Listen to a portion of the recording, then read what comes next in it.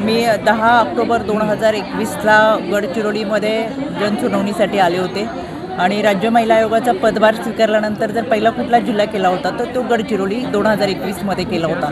त्यानंतरही गेल्या वर्षी या भागामध्ये जनसुनावणीचं नियोजन होतं, पण निवडणूक आयोगाकडून त्या दिवशी आचारसंहिता जाहीर केल्यामुळे पुढचे 8 दिवसाचे कार्यक्रम रद्द केले गेले.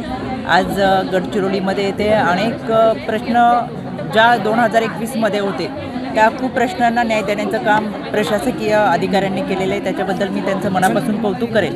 मी मगाशी माझ्या भाषणात सुद्धा सांगितलं की 2021मध्ये मी जेव्हा आले त्यावेळेस एकल महिलांचा प्रश्न फार मोठ्या प्रमाणात होता आणि हा सगळा 14,500पर्यंतच्या एकल महिलाचं रेकॉर्ड ठेवत त्यांना व्यवसाय देणं, त्यांना डॉक्युमेंट देणं आणि योजनेच्या माध्यमातून त्यांना आर्थिकदृष्ट्या स्थैर्य देण्याचं काम हे प्रशासकीय यंत्रणेकडून झालेलं आहे.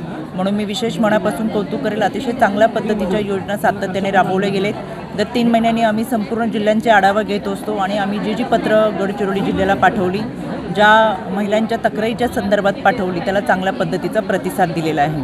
हा दुसऱ्यांदा मी संपूर्ण महाराष्ट्र फिरते. ज्या महिला भगिनी मुंबईला येऊ शकणार नाही, पुण्यात येऊ शकणार नाही आणि अनेक वर्षानुवर्ष त्यांचे प्रश्न प्रलंबित आहेत, मग ते शासकीय विभागातील असतील, पोलीस स्टेशनमधले असतील, भरोसा सेलचे असतील, विधी सेवा प्राधिकरण असतील. आपण पाहताय एका व्यासपीठावरती सर्व अधिकारी आहे. अगदी विधी सेवा प्राधिकरण म्हणजे कोर्टाची प्रक्रिया असेल तरी आपण जागच्या जागी न्याय देणार आहोत.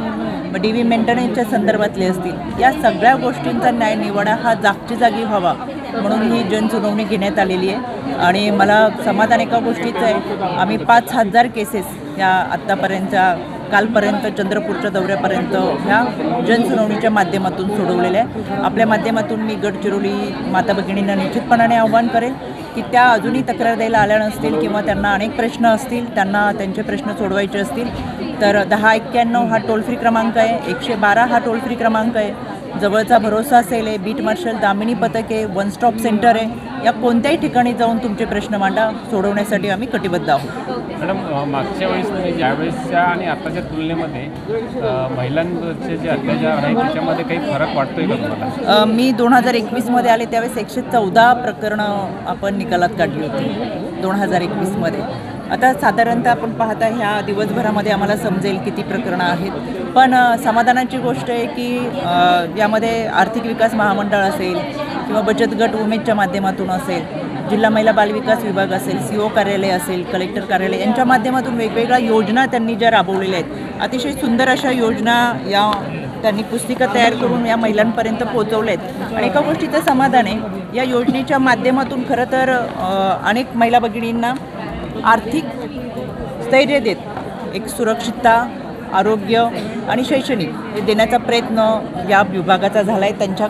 आमच्याकडे असलेला अहवाल अतिशय सकारात्मक आहे आणि आम्ही समाधानी आहोत. एकूणच आपण NCRBचा अहवाल जसा सांगतो की ज्या पद्धतीने तक्रारी दाखल होतात, तर आता तक्रारी दाखल करण्याचा कन्व्हिक्शन रेट असतो तो त्या पद्धतीचा येताना दिसतो. कारण की पूर्वी महिला भगिनींच्या मनामध्ये एक भीती होती की मी तक्रार दाखल केली तर मला न्याय मिळेल का नाही मिळेल, किंवा मी तक्रार दाखल केली तर माझी बदनामी होईल, परिवार मला परत स्वीकारेल का, आणि न्याय नाहीच मिळाला तर मला पुन्हा त्या लोकांचा जास्त त्रास होईल.